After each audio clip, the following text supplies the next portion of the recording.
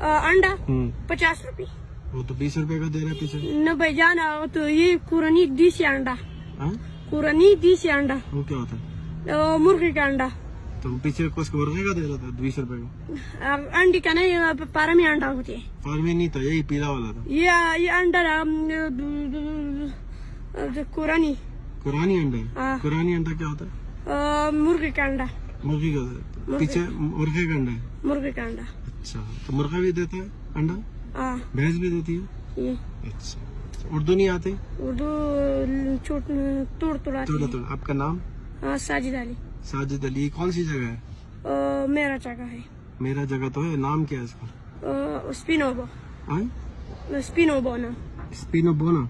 हाँ. अच्छा, जबरदस्त जगह है. इतना खूबसूरत. बर्फ कभी पड़ा था? बर्फ है. कभी आया था? मेरे जगह में हर जगह है.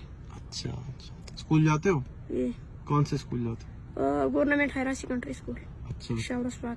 कौन सी क्लास में? 6 में हो? फिर क्या करोगे बड़े हो? हाँ. बड़े हो के क्या करोगे? अंडे बेचोगे? हाँ. फिर भी अंडे बेचोगे? छुट्टी में अंडे का कारोबार शुरू कर रहा हूँ. अच्छा. और टीचर का क्या नाम है तुम्हारी? सबसे ज्यादा टीचर है. हाँ, नाम क्या है उसका? शमशेर अली डीर है. अच्छा, डीर में रहता हो? यहाँ नहीं रहता? डीर है. चलो, शुक्रिया. शुक्रिया.